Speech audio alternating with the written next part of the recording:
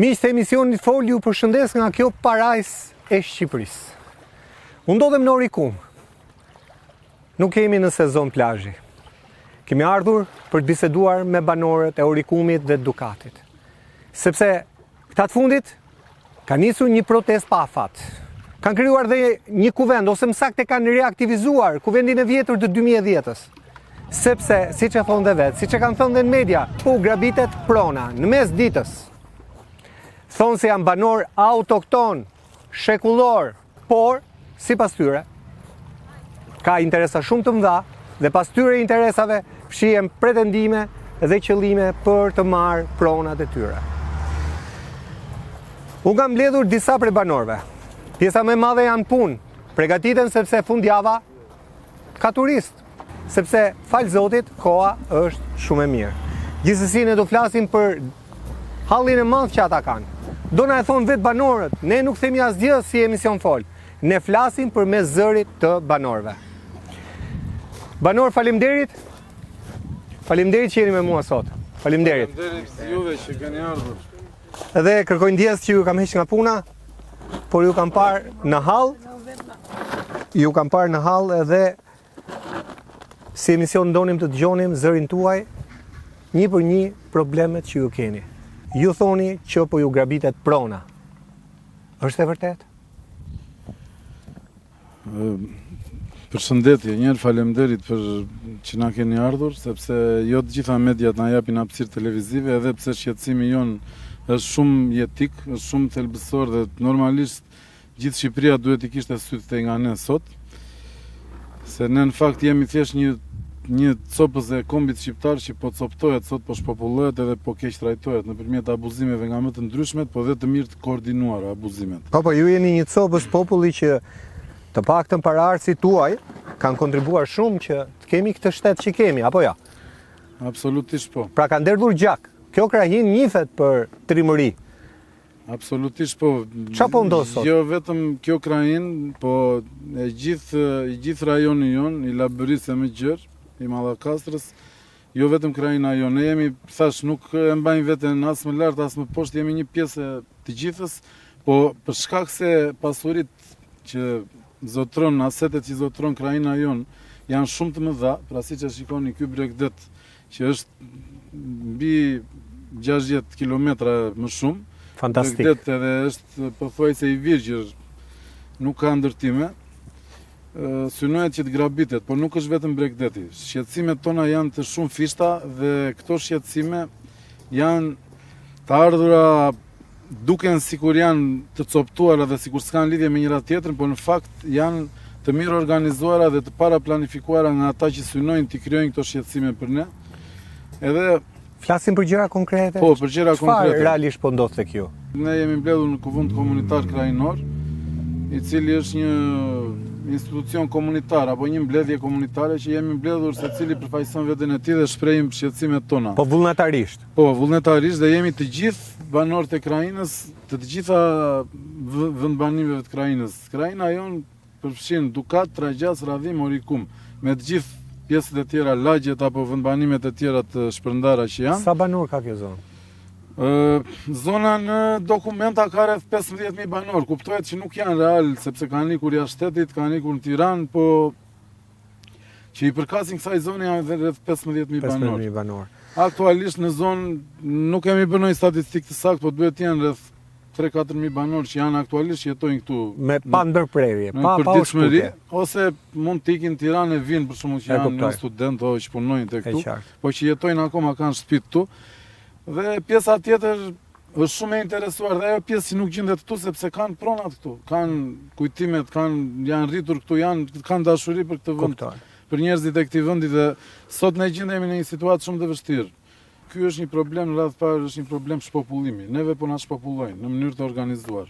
Si dilni në këtë përfundim? Kemi dalë në këtë përfundim për shkak se ta sqarojmë, duan që të na zaptojnë pronat. Dhe për të zaptuar pronat, para se t'i zaptojnë, duan të prishin ndërtesat në mënyrë që të mos ketë mbrojtje toka, sepse toka kur ka ndërtesë të banorit sipër, nuk është aq e lehtë ta marrësh. Domethënë ai synon ta grabis. Këto lokalet për druri edhe këto do t'i prishin? Të gjitha ka synim t'i shfaros. të gjitha. Jo vetëm këto, po në Llogora, në Orikum brenda, në Bregdetin e Radhimës. Do me thënë, ne jemi këtu banor, disa prej nesh janë autokton me qindra vite, disa tjerë janë me 70-80 vite, disa dhe këto toka i kemi prej të paktën 33 vjetësh. Dhe ndërtesat i kemi prej 20, 25, 30 vjetë në njerë. Ka dhe në një që i ka prej 10-15 vjetësh, por çfarë rëndësie ka? Pra këto nuk janë toka shtet.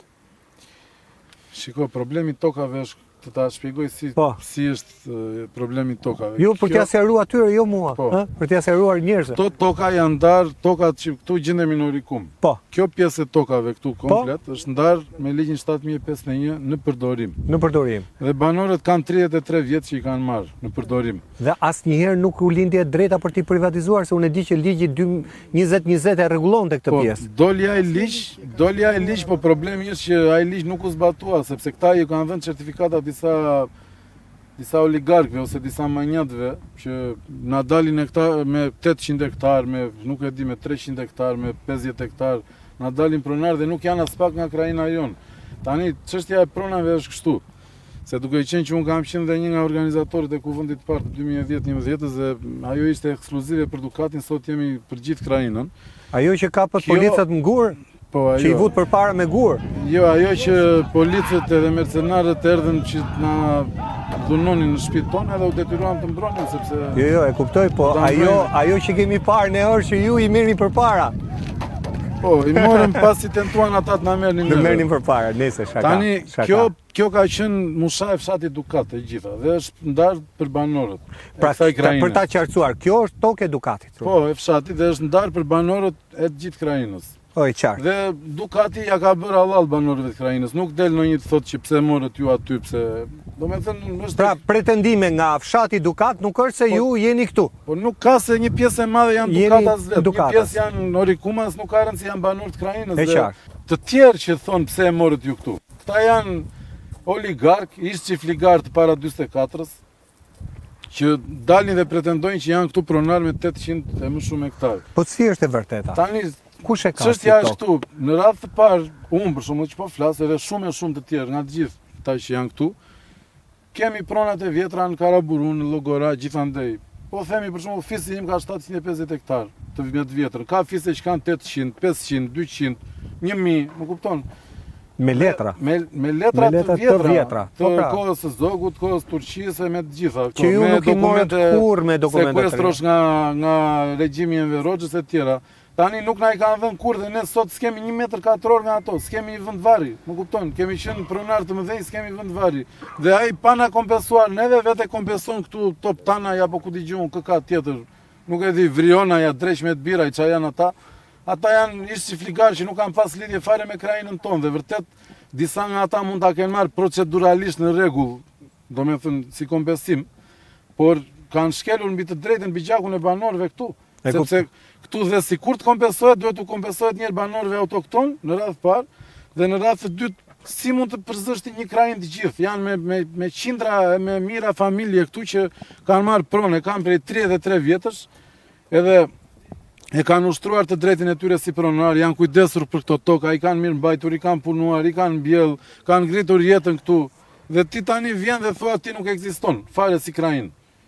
Do me thënë, kjo është një padrejtësi e jashtëzakonshme. Po ka ndodhur veprim konkret, apo ju e dini përmes personave që ju a kanë thënë? Jo, më e dim, kemi parë certifikatat e pronësisë të këtyre oligarko çiftligarëve, që kanë marrë nga 300 hektare, nga 500 hektare këtu në territoret që me AMTP i kemi ne. Pra ju keni AMTP. Po. Ju keni pronat e vjetra të kohës së Zogut, le të themi, apo Turkut. Po. Por pronën de facto me certifikate kanë këta tjerët, që kanë ardhur për kompensim këtu ke ju? Po. Pra i bjet këtë ardhë nga Shqipëria mesme është kompensu këtu në jug? Po, dhe nuk është kompensuar me pak, është kompensuar ka raste me 500 hektar. Do me thënë janë këthyrë... Dhe ju s'dini gjë fare? Kur e mësut ju këtë? Ne kemi mësuar nga ka rënë si bombë tani që janë rinovuar certifikatat e pronësisë.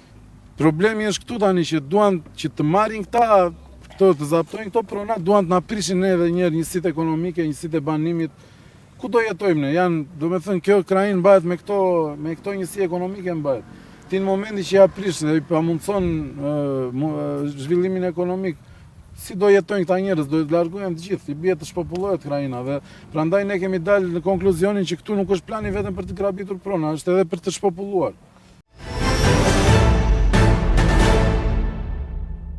Marrë me vete të bashkisë, dhe du të nisesh me makinë dhe duhet bësh një fotografim dhe regjistrim të çdo lloj llozhure, për shembull, po them kot, ato nuk mund të. Deri që ku duan, këtu s'mund të. Për shembull, këto janë garde, hekura, susta, ato duhet një gjitha, dhe pas duhet ngrit në arë komplet gjitha. Nuk duhet të ketë asgjë të tillë, më mirë të jetë bosh